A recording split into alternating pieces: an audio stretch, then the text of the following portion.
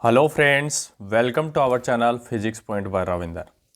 आज का जो हमारा टॉपिक है वो है अधिकतम शक्ति संचरण प्रमेय, या जिसे कह सकते हैं कि मैक्सिमम पावर ट्रांसफर थ्योरम। ये जो थ्योरम है एग्जाम के पॉइंट ऑफ व्यू से बेहद महत्वपूर्ण है। तो देखो, जैसा कि इसके नाम से ही पता चल रहा है, शक्ति संचरण, अधिकतम शक्ति संचरण, मतलब इस जो थ्योरम में हम ये देखेंगे कि किस कंडीशन में पावर जो ट्रांसफ़र है वो मैक्सिमम होता है। जैसा कि इसके नाम से ही पता चल रहा है, तो कोई भी थ्योरम पढ़ने से पहले सबसे पहले उस थ्योरम की जो मेन जो थीम होती है उसका स्टेटमेंट होता है। मतलब वो थ्योरम आपको क्या बताना चाहती है उसके स्टेटमेंट से ये क्लियर होगा। अब देखो स्टेटमेंट क्या कहता है।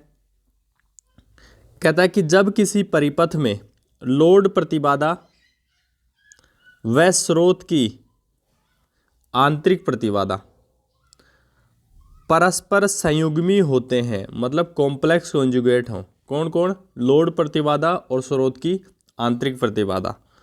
तो उस स्थिति में क्या होता है कि स्रोत से लोड को संचरित जो शक्ति है उसका मान क्या होता है? अधिकतम होता है।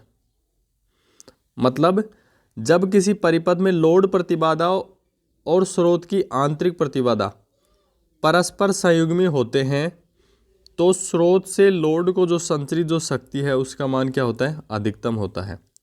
यही अधिकतम शक्ति संचरण प्रमेय का स्टेटमेंट है। अब देखो इसी चीज को हम डायग्राम से समझने का प्रयास करते हैं। देखो जो प्रतिबाधा होती है वो प्रतिरोध और प्रतिघात के योग के बराबर होती है। ये तो हो गया प्रतिरोध, और एक्स सी क्यू या एक्सएल जो होता है ना, ये एक्स होता है ना, ये होती है प्रतिघात। और प्रतिघात कब पैदा होती है? जब किसी परिपथ में संधारित्र मतलब कैपेसिटर या प्रेरकत्व या इंडक्टर जुड़ा हो, तब क्या होती है? प्रतिघात पैदा होती है। तो प्रतिघात भी जो है धारा के मान में रुकावट पैदा करती है, और प्रतिरोध भी धारा के मान में रुकावट पैदा करता है। इसीलिए प्रतिघात और प्रतिरोध दोनों मिलकर किसका निर्माण करते हैं? प्रतिबाधा का निर्माण करते हैं। पहली चीज़ ये। दूसरी चीज़ कि जो प्रतिरोध होता है वो एक रियल नंबर होता है, और प्रतिघात जो होती है वो एक इमेजिनरी नंबर होती है। तो ओवरऑल कह सकते हैं कि जो प्रतिबाधा जो होती है वो कैसी क्वांटिटी होती है? कॉम्प्लेक्स क्वांटिटी होती है। कैसी क्वांटिटी होती है? कॉम्प्लेक्स क्वांटिटी होती है।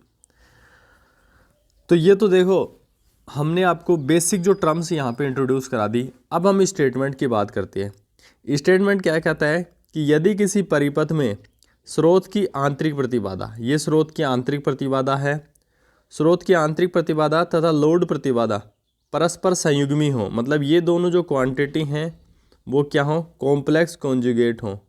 क्या हो? Complex conjugate. उस स्थिति में क्या होगा? ये जो स्रोत है इस लोड को क्या करेगा?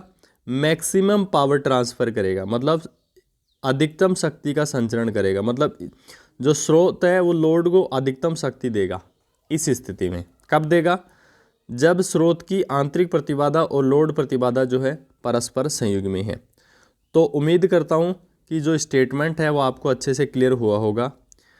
अब देखो इस जो थ्योरम है इसको हम प्रूव करते हैं। अब देखो कैसे प्रूव करेंगे। यहाँ पे जैसा बोल रहा है ना कि शक्ति का संचरण अधिकतम होगा, तो हम शक्ति निकालेंगे। क्या निकालेंगे? शक्ति निकालेंगे। अब देखो जैसा कि हमने नॉर्टन प्रमेय में किया था, मतलब नॉर्टन प्रमेय को हमने कैसे प्रूव किया था? थेवेनिन प्रमेय की सहायता से। उसी प्रकार जो मैक्सिमम जो पावर ट्रांसफर थ्योरम है उसको भी किसकी हेल्प से प्रूव करेंगे? थेवेनिन प्रमेय की सहायता से प्रूव करेंगे। अब देखो प्रूफ में हम क्या कह सकते हैं कि थेवेनिन के अनुसार, मतलब हम ये जो मैक्सिमम पावर ट्रांसफर है इसको भी हम थेवेनिन प्रमेय की सहायता से प्रूव करेंगे।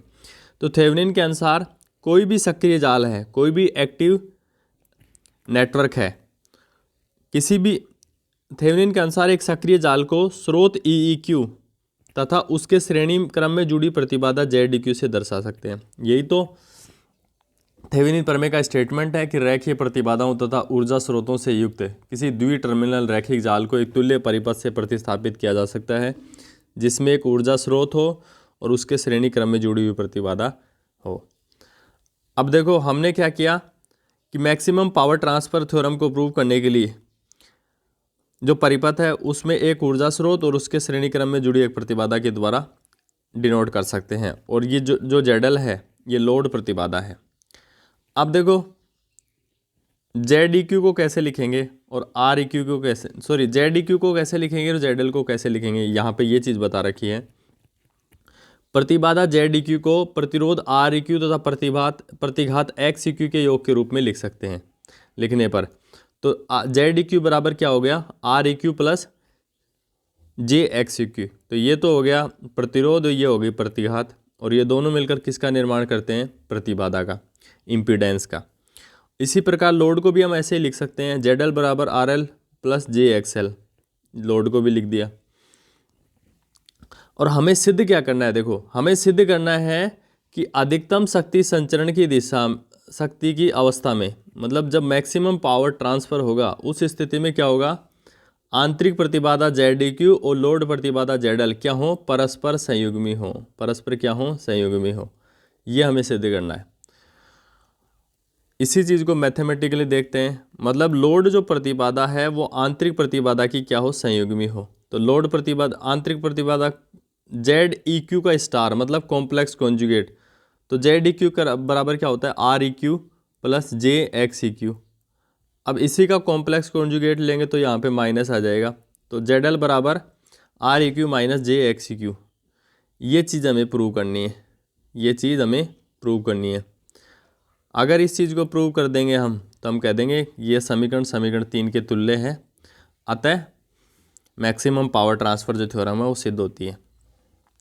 अब देखो इसको प्रूव करने के लिए हम क्या करेंगे, देखो शक्ति संचरण को जो होगा वो अधिकतम होगा, तो हम यहाँ पे शक्ति कैलकुलेट करेंगे।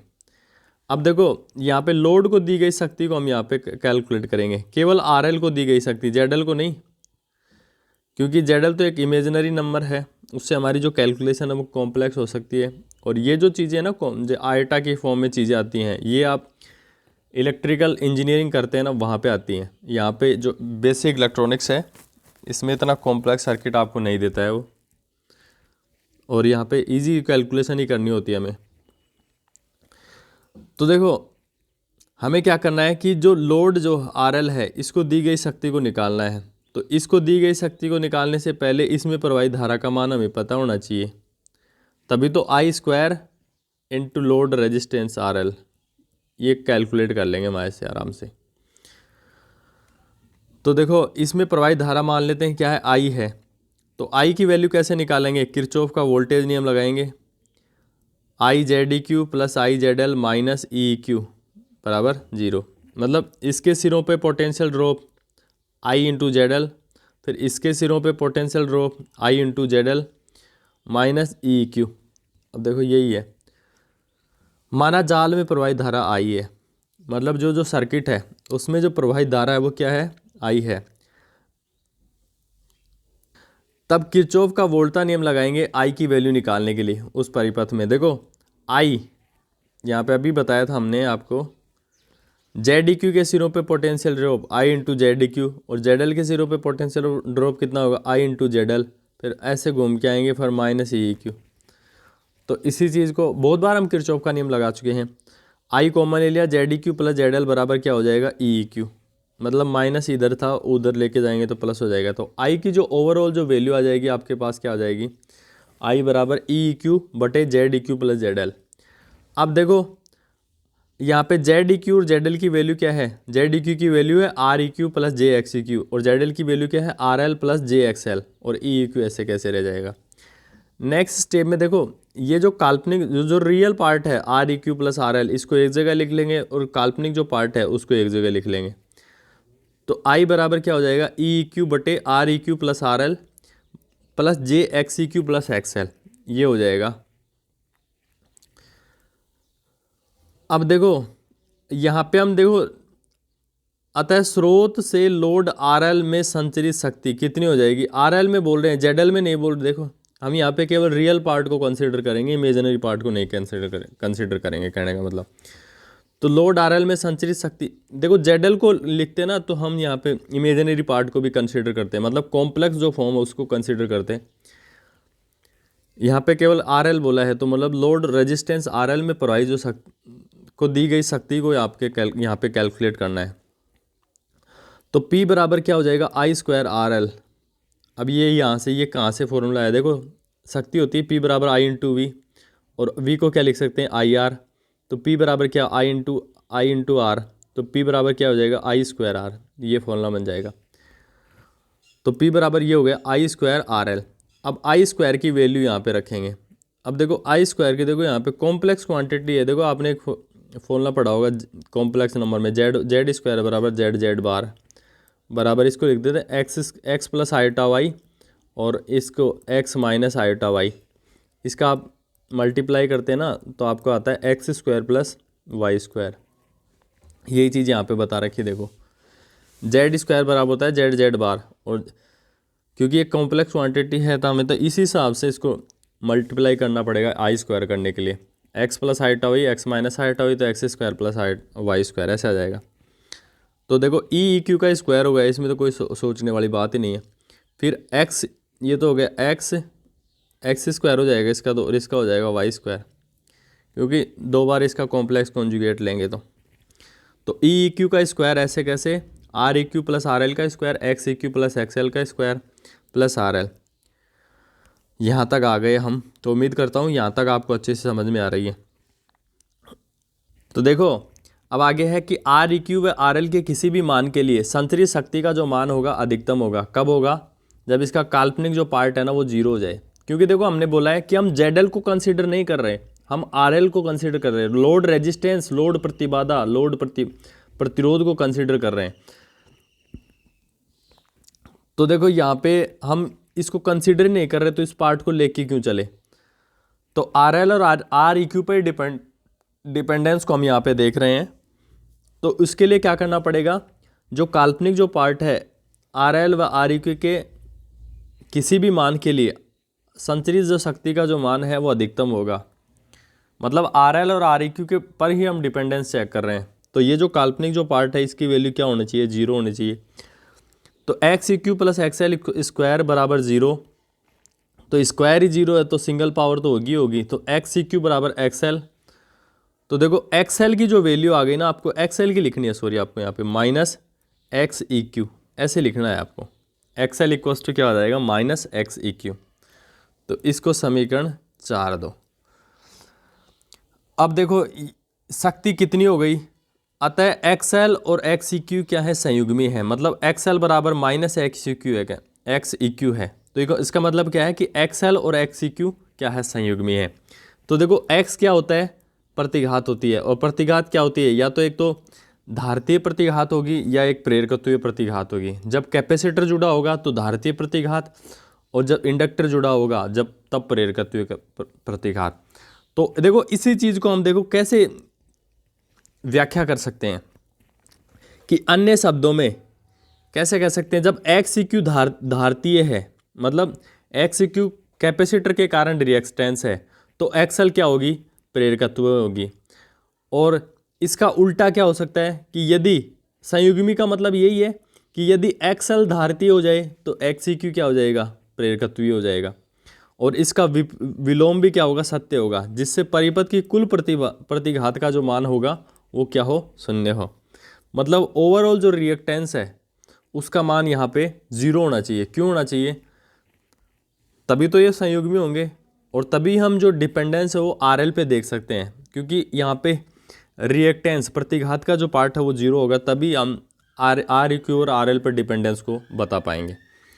अब देखो आर ई क्यू और आर एल की फॉर्म में आपके पास जो शक्ति मिली ना, ई क्यू का स्क्वायर बराबर आर एल बटे R E Q plus R L का स्क्वायर, ये तो शक्ति हो गई। अब हमें तो चाहिए अधिकतम शक्ति। तो देखो शक्ति तो हमें मिल गई, लेकिन हमें क्या चाहिए, अधिकतम शक्ति चाहिए। तो अधिकतम शक्ति के लिए हम क्या करते हैं, आपने 11वीं या 12वीं क्लास में मैक्सिमम मिनिमा की कंडीशन पढ़ी होगी। मैक्सिमम या मिनिमम वैल्यू हम कैसे फाइंड आउट करते हैं, सबसे पहले जैसे y की मैक्सिमम या y जो है x का फंक्शन है, तो y की मैक्सिमम या मिनिमम वैल्यू क्या होगी, उसके लिए हम जिसके रेस्पेक्ट में मैक्सिमम या मिनिमम वैल्यू फाइंड आउट करनी है उसके रेस्पेक्ट में क्या करते हैं, डिफ्रेंशिएट करते हैं, यहाँ से x की वैल्यू फाइंड आउट करते हैं। तो देखो इसके बाद में डबल डेरिवेटिव इसका चेक करते हैं और ये x की वैल्यू रखते हैं यहाँ पे। अगर इसकी वैल्यू 0 से बड़ी आ जाए तो हम कहते हैं कि मिनिमा, और इसका डबल डेरिवेटिव निकालने के बाद में इसकी x की वैल्यू यहाँ पे रखते हैं और इसकी वैल्यू 0 से कम आ जाए तो हम कहते हैं मैक्सिमा। तो देखो y की वैल्यू मैक्सिमम कब होगी, जैसे डबल डेरिवेटिव तो 0 से छोटा आना चाहिए और इसके बाद में जो y की जो ओरिजिनल जो वैल्यू है, जिस x की जिस वैल्यू के लिए ये आ रही है, ये कंडीशन आ रही है, तो उसकी वैल्यू यहाँ पे रखेंगे तो x की मिनिमम वैल्यू हमें प्राप्त होगी। तो मैक्सिमा और मिनिमा की कंडीशन जब भी आपको अधिकतम या न्यूनतम वैल्यू पूछती है किसी भी चीज़ की, तो हम क्या करते हैं कि मैक्सिमा मिनिमा की कंडीशन लगाते हैं। तो यहाँ पे देखो यदि RL परिवर्तित हो रहा है तो अधिकतम शक्ति संचरण के लिए क्या होगा, dp/dRL, मतलब RL ही तो है, लोड प्रतिरोध को रेस्पेक्ट में तो हम देख रहे हैं अधिकतम शक्ति संचरण। हमने आंतरिक प्रतिबाधा को तो वो तो मतलब इंटरनल जो रेजिस्टेंस है वो तो उसका फिक्स रहेगा। तो dp/dRL इक्वल्स टू क्या होना चाहिए, 0 होना चाहिए। अब देखो इसका हम डिफ्रेंशिएट करेंगे, कैसे करेंगे, सबसे पहले dp/dRL कर रहे हैं, देखो dp/dRL, तो इसका कैसे करेंगे, सबसे पहले RL का कर देंगे तो बाकी टर्म्स ऐसे कैसे रह जाएगी, तो क्या EEQ का स्क्वायर बटे REQ प्लस RL का स्क्वायर, क्योंकि हमने RL को डिफ्रेंशिएट कर दिया। अब RL को तो ऐसे कैसे रखना है और नीचे वाली जो टर्म्स है ना इसका करना है, तो EEQ का स्क्वायर ऐसे कैसे मिल जाएगा आपका। फिर देखो 1/x स्क्वायर का क्या होता है, -1/x³, और फिर जिसको x माना है उसका डिफ्रेंशिएट करते हैं। तो देखो x स्क्वायर -2/x³ होता है, क्योंकि देखो पावर भी तो आगे जाती है, तो -2/x³ हो गया, 2/REQ प्लस RL। फिर जिसको x माना है उसका डिफ्रेंशिएट करेंगे, तो देखो यहाँ पे REQ प्लस RL यही तो था x, तो REQ का तो RL के रेस्पेक्ट में कर रहे हैं 0, और हाँ सॉरी सही है, देखो हाँ जैसे 1/x स्क्वायर का क्या होगा -2/x³, और RL ऐसे कैसे रह जाएगा, क्योंकि इस बार हमने RL को ऐसे कैसे रखा है, देखो पहले तो RL का कर दिया तो ये क्वांटिटी ऐसे कैसे रह गई थी, फिर हम RL को रख रहे हैं इस 1/REQ प्लस RL का कर रहे हैं तो -2/REQ प्लस RL आ जाएगा। तो देखो एक बार मैं इसको इरेज करके दोबारा से आपको क्लियर करा देता हूँ। dp/dRL ये ऐसे कैसे, RL का करेंगे तो देखो EEQ का स्क्वायर REQ प्लस RL, फिर देखो 1/x स्क्वायर, देखो 1/REQ प्लस RL का करेंगे तो ये जो क्वांटिटी है RL ऊपर ऐसे कैसे रह जाएगा, तो -2REQ का स्क्वायर था ऐसे कैसे, और ये हो जाएगा 2/REQ प्लस RL का क्यूब इंटू RL ऐसे कैसे बराबर 0। अब देखो यहाँ पे EEQ का स्क्वायर बटे REQ प्लस RL को यहाँ पे हमने कॉमन ले लिया, तो यहाँ पे बचा 1 - RL बटे REQ प्लस RL। अब देखो इन दोनों का जो मल्टीप्लिकेशन है वो 0 के इक्वल है, तो EEQ को ये जो क्वांटिटी है ना ये तो 0 हो नहीं सकती, क्यों नहीं हो सकती, अगर ये 0 हो गया तो पूरा परिपथ ही 0 हो जाएगा, वोल्टेज सोर्स 0 हो गई, ये सारी 0 हो जाएगी फिर तो इसके अंदर जो क्वांटिटी है इसी को 0 के इक्वल मानना पड़ेगा। तो देखो ये तो ऐसे कैसे चल रहा है, और ये जो अंदर हमने एलसीएम लेके देखो कैलकुलेशन की है, एलसीएम क्या हो जाएगा REQ प्लस RL, तो इधर आएगा REQ प्लस RL -2RL, तो RL से RL कैंसिल हो जाएगी, माइनस में RL बच जाएगा, तो ये तो बाहर का ऐसे कैसे चलेगा REQ माइनस RL। अब देखो तो RL की जो वैल्यू आ जाएगी वो किसके इक्वल आ जाएगी, REQ के इक्वल आ जाएगी। RL ये ऐसे नहीं लिखना आपको, आपको ऐसे नहीं, RL बराबर REQ। अब देखो ये जो मान है ये 5 हो गया, समीकरण 4 व 5 से मान समीकरण 3 में रखने पर, अब देखो ZL बराबर क्या होता है RL प्लस JXL, तो RL की वैल्यू हो गई REQ, XL की वैल्यू हो गई -XEQ। तो देखो लोड प्रतिबाधा जो है ना, और ये किसके बराबर हो गया, ये जेड ई क्यू का स्टार हो गया, इसका मतलब ये है जेड ई क्यू का स्टार मतलब लोड प्रतिबाधा और आंतरिक प्रतिबाधा क्या होगी, सहयुग्मी हो गई। यही तो है इसका मतलब। समीकरण 6 व 7 से स्पष्ट है, ये मूल थी जेड ई क्यू और ये जेड ई क्यू का स्टार बन रहा है। समीकरण 6 व 7 से स्पष्ट है कि अधिकतम शक्ति संचरण प्रमेय के लिए जेड ई क्यू और जेड एल संयुग्मी होनी चाहिए। मतलब ये स्पष्ट हो चुका है कि अधिकतम शक्ति संचरण प्रमेय तभी, अधिकतम शक्ति का संचरण तभी होगा जब जेड ई क्यू और जेड एल जो है लोड प्रतिबाधा और आंतरिक प्रतिबाधा क्या हो, संयुग्मी हो। अब देखो ये तो हमने प्रूव कर दिया कि लोड प्रतिबाधा और आंतरिक प्रतिबाधा संयुग्मी हो तो शक्ति का जो संचरण होगा वो अधिकतम होगा। अब देखो हम यहाँ पे क्या कैलकुलेट करेंगे, अधिकतम शक्ति को कैलकुलेट करेंगे। अब लोड को संचरित अधिकतम शक्ति है कितनी, अब देखो P मैक्सिमम कितने पे आ रहा है, जब आर ई क्यू बराबर आर एल, यही तो आ रहा है। ये इस कंडीशन पे तो ये आर एल बराबर आर ई क्यू कहें या आर ई क्यू बराबर आर एल, बात एक ही है। आर ई क्यू बराबर आर एल पे जो शक्ति का जो मान है वो क्या है, अधिकतम है। तो P मैक्सिमम बराबर यहाँ पे आर ई क्यू बराबर आर एल रख दो तो आपके पास जो वैल्यू आ जाएगी ना, यहाँ पे आर ई क्यू तो 2RL का स्क्वायर फिर हो जाएगा 4RL स्क्वायर, तो ये 4RL स्क्वायर बचा, ऊपर RL तो एक RL से RL कैंसिल हो जाएगा। अधिकतम जो शक्ति जो मिलती है हमें ई क्यू का स्क्वायर बटे 4RL। और अधिकतम शक्ति संचरण की अवस्था में अपना जो परिपथ है ना वो ऐसे बन जाएगा। ये तो हो गए इंटरनल रेजिस्टेंस, इंटरनल इम्पीडेंस, आंतरिक प्रतिबाधा are E Q plus J x Q, और लोड प्रतिबाधा क्या हो जाएगी इस स्थिति में, are E Q minus J x Q, और ये हो गया इसका स्रोत ई क्यू हो जाएगा। तो ये तो थी अधिकतम शक्ति संचरण प्रमेय। तो उम्मीद करता हूँ कि आपको ये अधिकतम जो शक्ति संचरण प्रमेय है बहुत अच्छे से समझ में आई होगी। और आज की क्लास में इतना ही, मिलते हैं नेक्स्ट क्लास में। और अभी तक आपने हमारे चैनल को सब्सक्राइब नहीं किया है तो प्लीज़ प्लीज़ प्लीज़ सब्सक्राइब करें, ताकि और भी जो वीडियोज़ हैं एग्ज़ाम से रिलेटेड, आपकी एग्ज़ाम होने वाली अभी, उसका आपको बेनिफिट मिल सके। तो मिलते हैं नेक्स्ट वीडियो में, तब तक के लिए नमस्कार, जय हिंद।